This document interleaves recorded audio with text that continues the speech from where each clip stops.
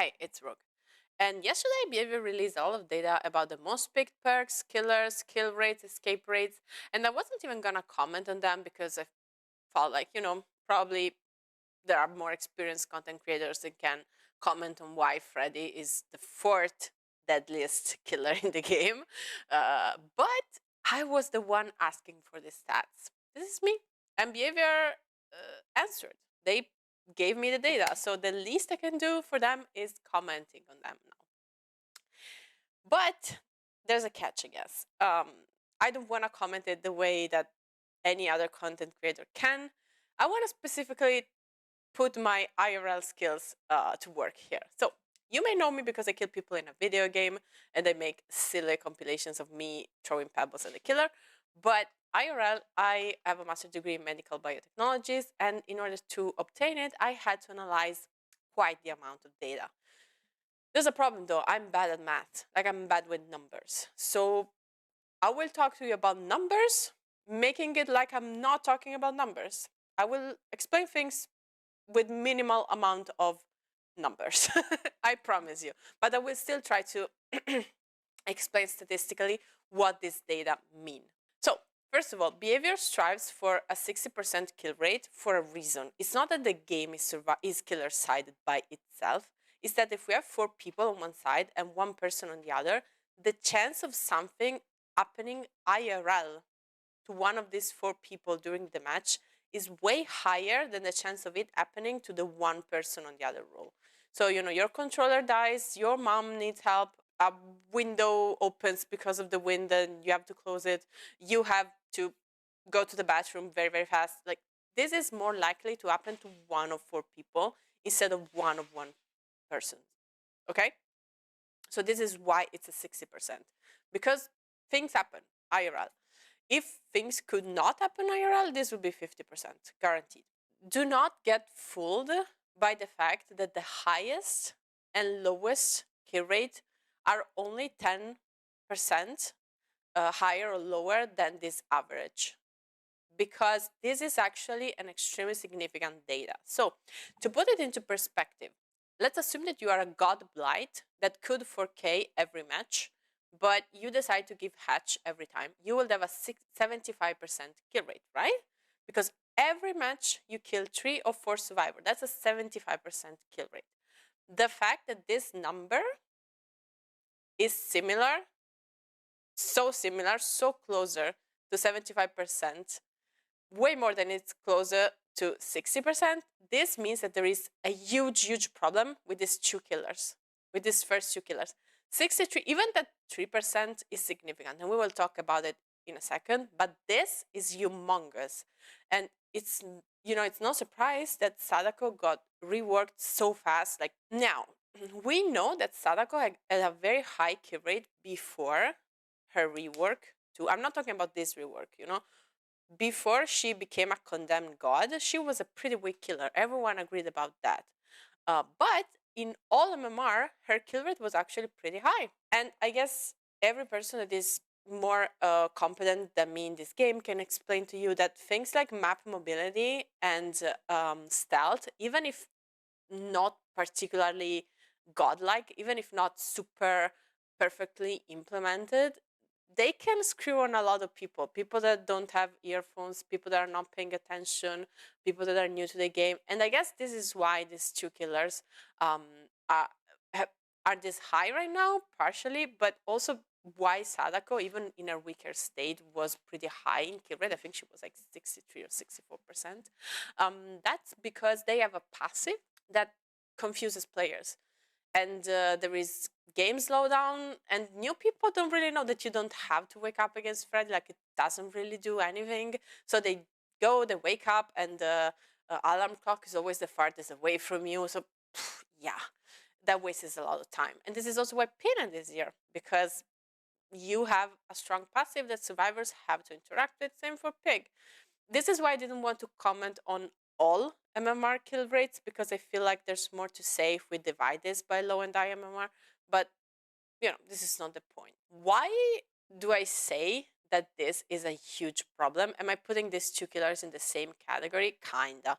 because this sorry, these kill rates are relative to when Sadako was in her stronger state, which meant that she could just spam her power and get kills. And guess who can also do the same exact thing? Skull Merchant, with the difference that people don't just give up against Sadako that often.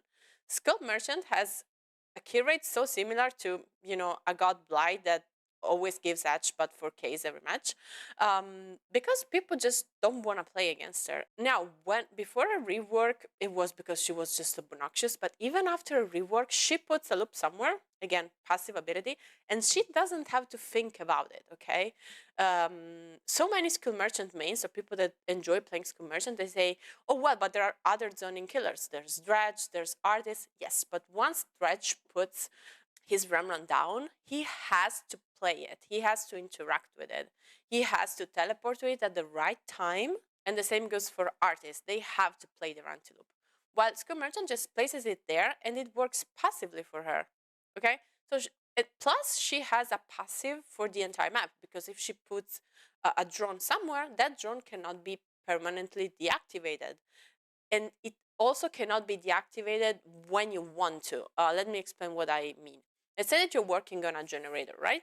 And you deactivated the drone that is there. If you see that Skull Merchant is hooking someone and you may have to leave the generator at some point, you cannot preemptively re-deactivate the drone. You can only deactivate it once it is active, which means that it's going to screw with your ability to leave the gen when it's the most convenient. And rotation is one of the most important things that Survivor can do correctly that has an impact to the game. Plus, in Chase, again, she just places the drone and plays the loop. She doesn't have to do anything else. The drone does everything for her. It's very unfun to go against. I'm sorry. And even people like me that will play the game, that will not give up on Hook, which is a minority, let's be real, we are going to play it half-heartedly. Like, we don't really want to be there. So even if we die, we don't care. And even if we could learn some tricks against her, we don't care. I'm sorry for the people that enjoy Skull Merchant. This is what the vast majority of the players think. And if it is a skill issue, yeah, accept it. It's a skill issue. So what are you going to do about it? I don't want to play against her. Basically, no one wants to play against her.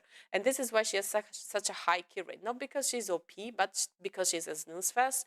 And basically all of the community agrees. So, but what I want to stress is how major this number is. This is not just a 10%, because you can think like, okay, I have $100. If I have 10% more than $100, I have 110. It's not that much. But this is not how statistics works in this. Like, again, the blight that always 3Ks but gives edge. That's it. This is so similar to that number. And this should not happen in the video game at all. Okay? This is not a number that should ever be reached by any killer. There is also stuff that goes in the opposite direction. Doctor having a 51% kill rate, that's bad. Trapper, if I remember correctly, was more similar to this number, to this 51%, in the previous statistics that were released, I think, 1 year ago, 1.5 years ago.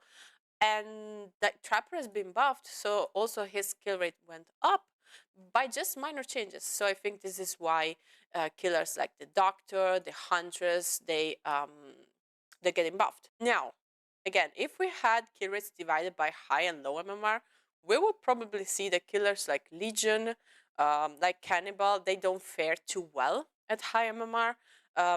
But again, when the average kill rate is very similar to 60%, and I think like a 2% difference is still acceptable, that's probably because the killer is overall balanced. Like Legion clearly overperforms at low MMR and underperforms at high MMR, but a killer that works like that is kind of problematic to balance, because you need to make it more effective against good player, but also less effective against bad players. Like anything below 58%, unless it's justified by a very high skill floor, all of these killers can be safely buffed. When we enter the 2% difference between the average kill rate that we strive for, then that's probably safe territory when we can give quality of life or whatever. Now remember, 10% difference, very, very significant. 10% difference, very, very significant, right? Doctor and our Wesker. The same goes here. 10% difference, extremely significant. I think we can agree that the coordination that you have when you queue up with three friends is what the base kit game should feel like on Survivor. Making the correct choice because you have all the information is how the game should feel on Survivor. But this data in particular, this highlights how miserable solo Survivor is at high MMR. And you may think like, well, it's the same as the overall data. Basically, it's a 1% less. You don't have to consider the overall. Like, no, no, no, no. Because this feels bad anyway. When you're queuing with anything less than three friends, you're putting yourself at a disadvantage by either not bringing or bringing an aura perk. If you bring Kindred, you are sacrificing that slot that could be used for adrenaline, deception, whatever you enjoy. So you're either sacrificing fun or effectiveness, or you are sacrificing an aura perk slot to bring these perks. So you are not playing the game at its most effectiveness. And for effectiveness, I don't mean like being super efficient on gens. I mean that you don't have either all the information or all the fun or strong perks that you want. This escape rate is here solely because people look at also the overall, this works also for low MMR. This escape rate is so high simply because people can bring whatever they want and they can be efficient. They can be like, hey, our friend is on the hook over there. Can we meet Shaq and heal and get a double save? You cannot do that in any of these situations. Maybe you queue not as three survivors, one of your friend dies, and the random, like you want to meet them somewhere and heal and get the save for your friend that is on hook, but you cannot because this guy either leaves, this guy doesn't have the information. Maybe your friend that is on hook is gonna say, hey, the person is, I don't know, in main. And by the time you went there, this person has left main, is going towards the exit, is leaving because they don't have information, so they don't want to save, they don't want to risk it. This is the only reason. There is also the fact that, of course, usually people, when play together, they choose each other because they are good at the game in some way. But I can assure you, solo survivors at high MMR, like that means that every single survivor in that lobby is high MMR. While Swifts automatically get to high MMR because they're playing together, solo survivors at high MMR, they are taken one by one better at the video game than a Swift that is high MMR, okay? And still they have this shit escape rate because they cannot coordinate their plays. I am here begging behavior to give these poor people base kit Kindred. You don't have to throw everything at them. Maybe, that's enough. Just give them base kit Kindred and see how the game changes. And I'll be real, if overall escape rates get higher, I'm glad, because that means that we are all gonna get buffed. All killers are gonna get buffed because I think that 60-40 is a very healthy balance for the game because it accounts for people killing themselves on hook, IRL problems happening. That's great. But do not underestimate what this data means. This is an insane difference that should absolutely not happen. Please, behavior, help these poor people. Help this poor doctor. And yeah, I guess that's what I want to talk about. I hope this was useful in some way. I'm not gonna comment on why Myers is here because we should have had the skill rates divided by low and high MMR. I'm sorry, and I'm not gonna comment on the perk. I don't think there's much to say. It's whatever, other content creators have done it. I hope this was useful, and yeah, I'm waiting for your takes in the comment if you want to leave any.